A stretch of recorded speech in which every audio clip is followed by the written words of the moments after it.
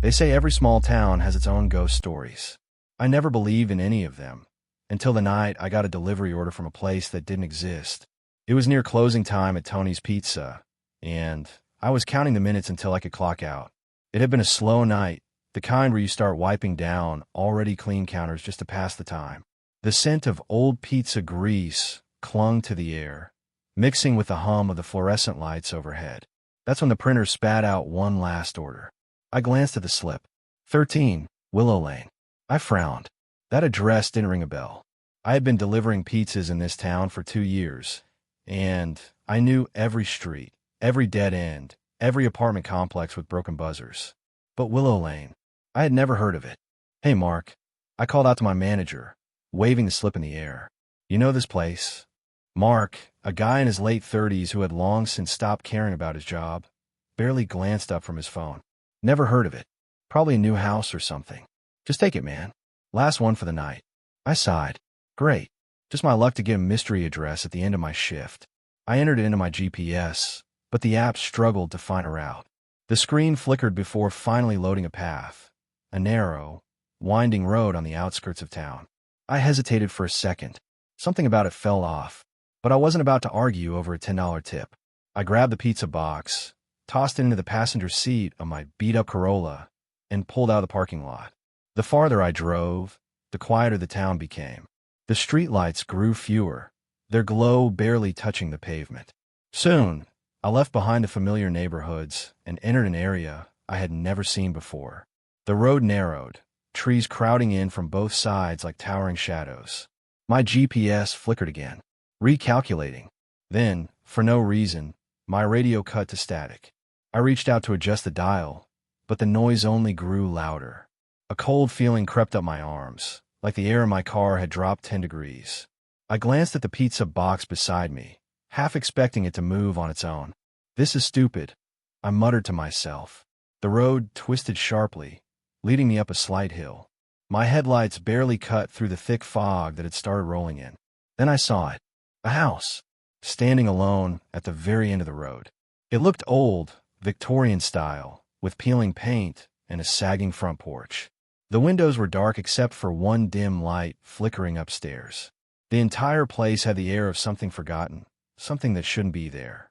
I parked on a gravel driveway, engine humming in the silence. There were no cars, no sounds, no signs of life at all. For the first time that night, a thought crawled into my mind. Turn around. Leave. Forget this order. But I didn't. Because that's the thing about curiosity. You don't realize it's a trap until it's too late. I grabbed the pizza, stepped out of my car, and walked toward the front door. Before I could knock, the door creaked open on its own. The house loomed in front of me, standing alone in the dark like it had been forgotten by time. The paint was peeling, the windows were covered in dust, and the porch creaked as I stepped onto it. A single, flickering bulb hung from the ceiling, casting long shadows across the rotting wood. I swallowed hard. Something about this place felt wrong. It wasn't just old. It felt abandoned, like no one had lived here for years. And yet, someone had ordered a pizza. I knocked once. My hand hesitated before knocking again. The door creaked open on its own. A tall man stood in the doorway, watching me. He didn't speak, didn't blink, just stood there, his lips curled into a slight smile. His face was pale, almost too pale, like he hadn't been in the sun for years. His eyes were deep-set, dark, and unreadable. His thin frame was covered by a black button-up shirt, tucked neatly into dress pants. Something about him made my stomach twist. Delivery for, 13 Willow Lane, I said, forcing a chuckle to hide the unease crawling up my spine. The man's smile widened, just a little. Ah, he said softly. Yes, right on time. His voice was smooth, almost too smooth, like he had practiced speaking until every word was perfect. I shifted uncomfortably. That'll be $16.99, I said, holding up the pizza box. He didn't take it. He didn't even look at it. His eyes stayed locked on mine, as if he were studying me, peeling me apart piece by piece. Come in, he said. I froze. I can't. Company policy. Gotta stay outside. The man tilted his head slightly, his smile never fading. Of course, he murmured. Rules are important. For a long second, neither of us spoke. The wind rustled through the trees, making the branches groan. The porch light flickered again. Somewhere in the distance, an owl hooted. I clear my throat. So the money? His eyes flickered, as if he had just remembered something. He said. Yes, of course. He reached into his pocket, but instead of pulling out cash, he held something small and folded. A photograph. He turned it toward me. My heart stopped. It was me, standing on this porch, holding this pizza, the exact moment I was living. I took a shaky step back, my breath catching in my throat. Where did you get that? The man's smile never wavered. You should leave, he whispered. For the first time, his voice had an edge to it. Not a threat, but a warning. I didn't need to be told twice. I turned on my heel and started down the steps, my legs moving faster than I thought they could. My car was only a few yards away, but it felt like miles. Then, just as I reached the door, I heard it. The soft click of the front door, locking behind me. And then, the porch light went out. Darkness swallowed everything. And I knew, without a doubt, I wasn't alone. The air inside the house was thick. It smelled old, like damp wood and something faintly metallic. The dim yellow glow from a flickering ceiling light barely reached the far corners of the room. Seiko stood near the doorway, watching me with that strange, knowing smile. He hadn't taken the pizza, hadn't even mentioned it. My fingers tightened around the box, the warmth now feeling out of place in the cold, lifeless house. Something felt wrong. I cleared my throat. Where should I put this? Seiko tilted his head slightly, as if he didn't understand the question. His dark eyes flicked past me, then back. You came all this way, he said, his voice smooth but hollow. Might as well look around. My stomach twisted. I really should get going. Then I saw it. To my right, along the far wall, a collection of photographs covered the surface. Hundreds of them. Some were old, their edges curled and yellowed with time. Others were crisp, freshly printed. All were Polaroids, their white borders framing faces. My breath caught in my throat. They were all delivery drivers. Some wore uniforms from places I didn't recognize, restaurants that must have shut down years ago. Others had familiar logos, the same kind I saw every night on my route. But one thing was the same in every single photo. The expressions. The drivers weren't smiling. They weren't posing. Each photo captured the mid-expression, some looking confused, others scared. A few had their mouths open, caught mid-sentence, as if they hadn't known their picture was being taken. And then my eyes landed on one photo, near the center. I felt my pulse hammer against my skull. It was me. I took a shaky step closer.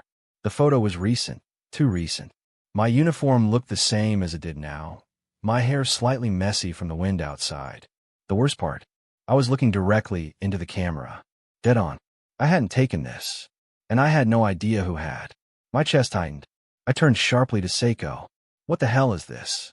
He didn't answer right away. Instead, he exhaled, almost as if he were amused. You recognize yourself, he said softly. I swallowed hard. This isn't possible. I just got here. His smile didn't fade. Time works differently in certain places. A shiver ran down my spine. I glanced back at the photos, my mind racing. Some of these pictures had to be decades old. What happened to these people? Why were they here? Why was I here? I took a step back. My instinct screamed at me to run, get out, leave now. But the door behind me suddenly clicked. Locked. Seiko's voice came again, quieter this time. You're already part of the collection, Tyson. Whether you leave or not, doesn't really matter. A cold, crawling fear wrapped around my ribs. I had walked into something I didn't understand, and now I wasn't sure if I could walk out. The moment I turned toward the door, I felt it. A shift in the air. A silent, invisible force settling over the house like a heavy blanket. My instinct screamed at me to leave, to get out while I still could. I reached for the doorknob and twisted. It didn't budge. I twisted harder, jiggling it, pushing my shoulder against the wood. Nothing. It was locked, but I never heard a lock click. My pulse quickened. I turned back toward the dimly lit hallway. The house felt different now. The warm yellow light from the entrance had faded, replaced by a cold, lifeless glow. The walls, once covered in peeling wallpaper, now seemed stretched, longer than before. The hallway extended deeper into the house, like it had grown when I wasn't looking. Something was wrong. I yanked out my phone. No signal. No Wi-Fi. The battery, which had been at 50% when I got here, was suddenly at 3%. My stomach tightened. I pressed the flashlight button, and my screen flickered before shutting off completely. Dead. I swallowed hard. Hey, I called out, trying to keep my voice steady. I think your door is jammed. No answer. A single bulb flickered overhead, casting long, jittery shadows along the floor. My breath hitched when I noticed something. The hallway had changed again. The front door was still behind me, but to my left, where there had once been a small side table with a cracked mirror, there was now a door. A door that wasn't there before. I blinked. My chest tightened as I turned my head the other way. The living room, where Seiko had been standing, was gone, replaced by another dark hallway stretching into the unknown. I took a slow step backward. This wasn't possible. I had just been here. I had seen the layout of this house when I walked in. But now it was shifting, warping like a living thing. The walls seemed to breathe, expanding and contracting in an unnatural rhythm. I licked my lips. They were dry. A faint creak echoed from the hallway ahead. It was the kind of sound a house makes when someone is shifting their weight on an old wooden floor. I wasn't alone. I turned sharply, my heart slamming against my ribs. Hello. Silence. I took another step back toward the door, pressing my palm against it. The wood was cold, ice cold, like it had been sitting in a freezer. My breath fogged up slightly as I exhaled. Then I heard it. A whisper. Soft. Just behind me. I spun around so fast I nearly lost my footing. My eyes darted around the room, scanning every shadow, every dark corner. There was no one there, but I felt it. Something watching me. My fingers clenched into fists. I needed to stay calm. This had to be some sort of trick. Maybe I was overthinking it. Maybe this house was just old. Strange. Maybe I was letting my imagination run wild. I pressed my ear against the door, hoping, praying, that I'd hear something from the other side. A car passing. The wind. Anything. Nothing. Just silence. Thick and suffocating. I turned around slowly. The new door, the one that hadn't been there before, was now slightly open. A sliver of darkness peered through the crack, deep and endless.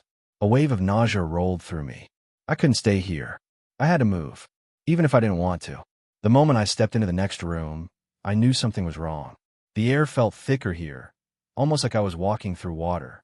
A strange smell clung to the walls. Something damp, something old, something forgotten. The dim light from a flickering bulb barely reached the corners of the room, leaving the edges swallowed in shadow. And then I saw him. Seiko stood in the middle of the room, his thin frame barely moving, his head slightly tilted like he was listening to something I couldn't hear. His face was pale, almost sickly, but his dark eyes were wide, sharp, and locked onto me. "You've come a long way," he said, his voice smooth but carrying something unsettling underneath. "But you still don't understand, do you?" I swallowed hard. Understand what? He smiled. It was the kind of smile that made my stomach tighten, like a spider watching a fly struggle in its web. "This house isn't just a house," he said, taking a slow step forward. "It's a collection, a place where things that should have been forgotten stay." His words made my skin crawl. I tried to step back, but the doorway behind me was gone. Just a blank wall where the exit should have been. My breath caught in my throat. "Where am I?" I demanded. "What is this place?" Seiko turned, gesturing toward the room. That's when I really saw it. Shelves lined the walls, stuffed with things that didn't belong together. A rusted pocket watch, a child's single shoe, a cracked phone, screen frozen on a missed call, torn pages from books I didn't recognize, a pizza box, just like the one I had brought, but the receipt on top was dated over 20 years ago. My pulse quickened. "This is where the lost things go," Seiko whispered. "The things people forget. The things no one looks for." His fingers ran over the objects with something close to affection. "Sometimes, it's just little things," he continued. "A misplaced key. A letter that never got sent. A name that slipped from memory." Then he turned back to me, and his grin widened. "But sometimes it's people." The words slammed into me like a punch to the gut. My hands turned cold. "I don't belong here," I said, forcing my voice to stay steady. "I'm not lost." Seiko laughed. "Aren't you?" The room seemed to close in around me. The walls stretched higher. The shelves seemed deeper. Shadows moved in places they shouldn't. A whisper, soft, desperate, brushed past my ear. I turned, but there was no one there. "Soon, you'll forget too," Seiko said. His voice was calm, certain. "You won't remember how you got here. You won't remember your name. And then, you'll be part of the collection." My heart pounded against my ribs. No, I wasn't going to stay here. I spun around, searching for a way out. The walls weren't just stretching, they were shifting. The shelves twisted, objects rearranging themselves. The door was gone. No handle, no seams, nothing. "You can run," Seiko said, "but the house always keeps what it takes." I refused to believe that. There had to be a way out, and I was going to find it. I stumbled forward, my breath coming in sharp gasps. The air in the hallway had grown thick, pressing against my skin like damp fabric. Every door I tried was locked, except for one. It creaked open on its own, revealing a room swallowed in darkness. A smell hit me immediately. Sour, rotten, something long past decay. I hesitated, but something behind me moved. A whisper of air, a shifting shadow. I had no choice. I stepped inside. My shoes crunched against something soft. I reached into my pocket, fumbling for my phone. The flashlight flickered on, cutting through the darkness in a weak, narrow beam. What I saw made my stomach drop. The floor was covered in pizza boxes. Stacks of them, some flattened, others crumpled like they had been stomped on. Grease stains spread across the floor like old blood. The logos on the boxes didn't match my restaurant. Some were from places I had never heard of. Then I saw the uniforms. Shirts, hats, aprons, all crumpled in heaps, coated in dust and filth. Some still had name tags. Derek, Luis, Kevin. Names I didn't recognize. The fabric was stiff, stained with something dark. A sinking realization hit me. I wasn't the first delivery guy to step into this house. A noise broke the silence. A soft, wet shuffle. I froze. The light trembled in my hand as I turned it toward the pile of uniforms. At first, I thought my eyes were playing tricks on me. A sleeve twitched. A lump shifted beneath the pile. Something moved. A hand, thin, bony, pushed out from under the uniforms. The fingers stretched, cracked, then clawed at the air like a drowning man reaching for the surface. I couldn't move. The hand dragged itself forward, revealing more. An arm, a sunken shoulder, a face, hollow eyes, skin pulled tight over a skull. The mouth opened, lips cracked and shriveled. It whispered. I didn't hear the words. My mind refused to process them. The sound was dry, brittle, like leaves crumbling underfoot. Then I saw the others. Figures, half buried, twisted, barely clinging to the world. Some had no faces left, just empty hollows where I should have been. They shifted, twitched, reached. I ran. I didn't care where. I just knew I had to get out. The door I had come through was gone. A wall now stood in its place. I turned, chest heaving, the flashlight beam darting wildly. Another door, at the far end of the room. Behind me, the whispering grew louder. And then, they crawled. I don't know what happened next. 1 minute, I was running down a hallway that seemed to stretch on forever, and the next, everything shifted. The walls groaned, and the floor beneath my feet seemed to bend and ripple like water. A cold draft swept through the air, biting at my skin. My heart raced, thumping in my chest like a drum. The house, it wasn't just a house anymore. It was alive. I turned around, but the hallway was gone. In its place stood a door, but not just any door. This one was different. The wood looked warped, as if it had been here for centuries, untouched by time. I reached for the doorknob, but when my hand brushed it, a horrible shriek rang out from the walls, so sharp it felt like it was tearing at my insides. I pulled my hand back, eyes wide. No way. I wasn't stupid. I knew better than stand around and wait for whatever the hell that was to happen again. I turned and bolted in the other direction. The house had other plans. I ran down what I thought was another hallway, but it stretched into an impossibly long tunnel. The walls seemed to move closer together, as if they were trying to squeeze the life out of me. Panic gripped my throat, choking me. I couldn't breathe, couldn't think. My legs were heavy, as though the floor was pulling me back with every step I took. Then, the lights went out. Suddenly, everything was dark, pitch black, like being swallowed by a void. I reached out, hands trembling, my fingers brushing against something wet. I recoiled, gagging. It was like the walls themselves were bleeding. The air was thick and cold, suffocating me. I stumbled back, my breath coming in shallow gasps. My heart hammered against my ribs, and I couldn't get a clear thought in my head. I needed to get out. I needed to. You can't leave. The voice came from everywhere and nowhere. Low, gravelly. It slid into my brain like ice. I froze, looking around in every direction, but saw nothing, just that suffocating darkness. You've always been here. I swallowed hard, tried to steady my breathing. That voice, it was Seiko, but it wasn't just him. It was like the house itself was speaking to me, whispering in my ear, reminding me that there was no escape. I spun around, desperate to find some sign of the exit, but the walls were changing again, rearranging themselves like a puzzle that I didn't have the answers to. The ceiling seemed to lower, pressing down on me, and the floor undulated beneath my feet, like it was breathing, like it was alive. Was it alive? I couldn't tell what was real anymore. The air around me thickened, pressing down on my chest, suffocating me. The darkness seemed to close in, but then a faint light flickered in the distance, just a glimmer. I wasn't about to let it slip away. I pushed forward, fighting the heavy, shifting air, my legs moving on their own, dragging me toward the light. Each step felt like I was moving through quicksand, and the walls seemed to lean in, whispering my name, pulling me in all directions. Tyson. It wasn't Seiko this time. It was something else, something deeper, something ancient. The walls started to creak, and I could feel the house breathing again. Every part of it seemed to stretch and contract like a giant, beating heart. I made it to the light, or at least I thought I had. What I found wasn't an exit, but a room full of faces. Faces twisted in agony. Faces frozen in fear. Faces that were familiar. They were delivery drivers, like me. Some of them had been here so long. Their faces were nothing but distorted masks of despair. Others still wore their uniforms, though they were so shredded and worn that they looked like ghosts in the corners of my mind. I stepped back, my mind unable to process what I was seeing.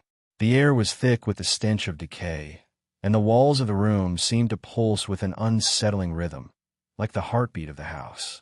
You're not the first, Tyson. The voice came again, and this time I recognized it. It was Seiko, but his words were different, darker, more knowing. I turned, but there was nowhere to run. The door behind me slammed shut with a deafening thud, and the room spun. Everything blurred together, the faces on the walls staring at me with hollow eyes, as if they were waiting for me to understand, waiting for me to join them. I felt the air grow colder, the walls pressing in tighter. The shadows moved, writhing like they were alive. The house was alive, and it had no intention of letting me leave. A scream bubbled up in my throat, but I choked it down. I couldn't give in. I couldn't become one of them. I had to get out. I slammed my fist against the door, but it wouldn't budge. The walls around me seemed to tighten, their cold fingers wrapping around me, holding me in place. The house wasn't just trying to trap me. It was trying to consume me. I couldn't breathe. I couldn't escape. And the house wasn't finished with me yet. I didn't know how long I'd been running. It felt like hours, but I couldn't trust my senses anymore. The house, it wasn't a house. It was alive, shifting, mocking me. The walls stretched as I moved, the doors I passed leading me right back to where I started. I tried to keep my breath steady, but every step I took felt like I was wading through thick, invisible mud. There was something in the air, a suffocating weight, as if the house itself was pressing down on me. The dark corners, the shifting shadows, they weren't just shadows. They were eyes. I could feel them watching, waiting. I couldn't stop. If I did, I was sure I'd lose my nerve completely. I wasn't just scared anymore. I was terrified. This place, this nightmare, it wasn't something I could just wake up from. It was real, and it wasn't going to let me go. I kept running. The floorboards creaked under my feet, the house groaning with every movement. Behind me, I could hear it, the sound of something moving, something following. The footsteps weren't mine. They were heavier, more deliberate, like someone, or something, was right behind me. I glanced over my shoulder, half expecting to see Seiko's pale face floating in the darkness, his black eyes staring right through me. But there was nothing, just empty hallways and endless walls. Come back, a voice echoed, low and smooth, like a whisper sliding under the skin. It was Seiko. I knew it was him, even though I couldn't see him. He wasn't far. He was always there, just out of reach. You can't leave, he called out again, his voice crawling into my ears, making my skin crawl. No one ever leaves.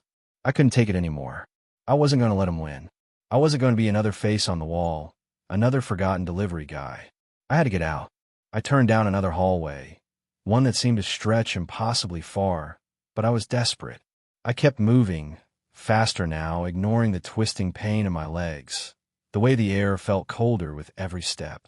I reached a door at the end of the corridor, my heart pounding in my chest. My hands were shaking as I grabbed the handle, yanking it open. The cold air hit me, and I stepped out into the night. I had no idea where I was. The trees stood tall, the snow beneath my boots crunching softly. The cold air bit into my skin, but it felt real, solid. I turned around, my breath coming in ragged gasps, ready to see the house behind me, looming in the distance. But there was nothing, nothing at all. The house, the walls, the dark corridors, they were all gone. I stumbled backward, almost falling, my feet catching on the snow beneath me. The place where it had been was empty, silent. It was gone. It had vanished. I laughed, but it wasn't a real laugh. It was desperate. I couldn't breathe, couldn't believe what had just happened.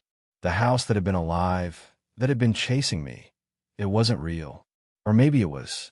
I didn't know anymore. I didn't care. I had to get out of there, and I didn't care how. I started running. Not toward the trees, not toward the darkness, but back to Tony's Pizza, back to safety. I had to get back to normal, to people who would remember me, to the life I'd had before this twisted nightmare. The road seemed endless, and yet somehow I was running faster, my feet moving on their own, pulling me away from the nightmare. But the cold clung to me, the chill of the house following me, seeping into my bones. I don't know how long I ran, but I finally made it back. The pizza place looked just like it always did. Normal. The lights were on, the door open, the faint sound of the kitchen buzzing from inside. I pushed the door open, feeling the warmth rush over me like a blanket. I stepped inside, looking around, my pulse still racing. No one was there. "Hey, Tyson, you back already?" The voice of my coworker, James, called out from the back. He sounded like he was just finishing his shift, like nothing was wrong, like everything was just another night. I blinked, still trying to catch my breath. "James, you..." I swallowed hard. You didn't send me on a delivery to 13 Willow Lane, did you?" James blinked at me, his brow furrowing. 13 Willow Lane? What are you talking about? No one lives there. It's been abandoned for years. My stomach dropped. But I was just there. I swear I was. Tyson, you all right, man?" James asked, stepping closer. "You look like you've seen a ghost." I stared at him, my mind racing, the images of that house flashing in my head. The door locking behind me, the shifting walls, the photos, the feeling of something waiting. I took a deep breath and tried to steady myself. "I'm fine. Just tired." I looked around the kitchen. The clock on the wall ticked like it always did. The lights flickered as they always did. It was all the same. It was all normal. But I couldn't shake the feeling that something wasn't right, that I hadn't escaped at all. And then, as I turned to head to the break room, I noticed something, a delivery slip lying on the counter. I walked over to it. The slip was blank, except for one line. Delivery address, 13 Willow Lane. I froze. I didn't just escape. I was still part of it. My heart was pounding so hard I could feel it in my throat, my legs aching from running as fast as I could through the snow-covered ground. The cold air burned in my lungs, but I didn't dare slow down. Every part of me screamed to just keep going, to get as far away from that house as possible. I didn't look back. I couldn't. I had seen what was inside. I had seen those things, those faces behind the walls, the hands reaching from the darkness, and Seiko's sickening smile. The house had tried to swallow me whole. It wasn't just a house. It was something alive, something twisted and ancient that had been waiting for me, for someone like me. I could feel it in my bones, that horrible feeling that there was no escaping it. But I had to try. I kept running, the snow crunching beneath my boots, the forest closing in on me. My hands were numb, my breath coming out in shallow gasps. But I didn't stop. Not until I reached the end of the path, the road that led back into town. I thought I'd never make it, that I'd collapse right there, but somehow I found the strength to keep going. When I finally stepped out onto the main road, the first thing I did was look behind me. The house was gone. I blinked, shaking my head, convinced that I was still hallucinating. The place where it had stood just a few moments ago was empty, nothing but trees and the endless stretch of snow. There wasn't even a trace of the driveway. No broken fences, no sign of the creepy porch light that had been flickering just minutes ago. I stumbled backward, my eyes scanning the darkness, trying to make sense of it. How? How was this even possible? The house was there, I saw it. I was in it. It tried to kill me. There was no way I had imagined all of that. I checked my phone, my hands shaking too badly to hold it steady. The screen flickered to life, showing me a map of the area. The house had been marked as my destination. But now, the map was completely blank, like the address had never existed. The GPS was frozen, showing me only a flashing blue dot, with no clue as to where I was. I rubbed my eyes, trying to clear the fog in my mind. It had to be some glitch, right? Maybe I'd hit my head when I ran into the trees, or maybe the stress was finally getting to me. I'd worked long shifts before, dealt with weird customers and strange deliveries, but this was different. This was something I couldn't explain. But as I stared into the cold, empty space where the house had stood, I knew. The house hadn't vanished. I had. It was no longer where it had been, but I felt the echo of it in the air, hanging thick and heavy, like a bad smell that won't go away. I had been part of something, some twisted game that I didn't understand, and no matter how far I ran, I could feel it behind me, waiting for me to come back. I took another shaky step back, and then I heard it. The sound of the wind rustling through the trees, soft at first, but then growing louder, almost like a whisper. My blood ran cold. It was a voice, faint, distant, but unmistakable. "You can't leave." I spun around, my heart hammering in my chest. But there was nothing, only the dark woods and the empty road stretching out ahead. I turned back toward the road, forcing myself to take another step, but I couldn't shake the feeling that something was watching me, following me. As I walked, the light from the street lamps flickered above me, casting long shadows that seemed to stretch and twist, just like the ones in that house. That's when I saw it, a faint glimmer in the distance, just barely visible in the night. A flicker of light. My stomach dropped. No, it couldn't be. But there it was again, growing brighter, coming closer. A single, flickering porch light. I knew where it was coming from.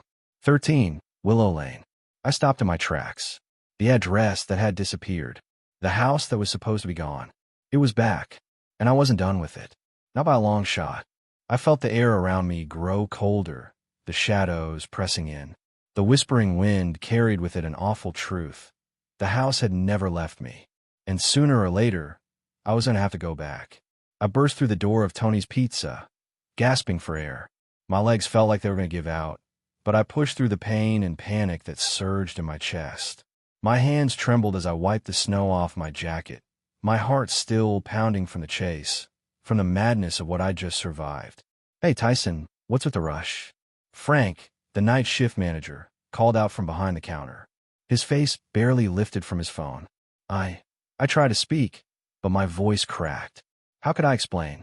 How could I even begin to tell him what happened? The house, Seiko, the faces in the walls, none of it made sense. I wiped my face again, trying to steady my breath. "That delivery to 13 Willow Lane." Frank didn't look up. 13 Willow Lane. He chuckled, shaking his head. "There's number 13 Willow Lane in the system, man. You've been working here long enough to know that." I froze. That couldn't be right. No, I just came from there. The words came out too fast, too desperate, even to my own ears. "I swear. I dropped off the pizza there. I saw it." Frank put his phone down then, noticing the panic in my face. His eyebrows furrowed. "Tyson, what the hell's going on with you?" I ignored him, already walking towards the delivery log. I had to see it for myself. I needed to see it. The log was open to the last entry, 12:45 a.m., 2216 Oak Street. The usual stuff. But there was nothing about 13 Willow Lane. Not a single note, not a record, not a sign that it had even existed. I turned the page. Nothing. I flipped through the entire thing, but the address was gone, as if it had been erased from time itself. A chill ran down my spine. My breath came out in quick, shaky bursts. I had been there. I dropped off that damn pizza. The man, Seiko, had been waiting for me, like it was all part of some twisted plan. But now, it was as though nothing had ever happened. Tyson. Frank's voice was more serious now, his eyes narrowing with concern. What's going on? Did something happen on the delivery? I swallowed hard, tried to piece together the thoughts racing in my head. There was a guy. He was waiting for me at 13, Willow Lane. I saw my photo on his wall, Frank. He had photos of other delivery drivers, like they'd been there before. I don't know what happened, but it felt like.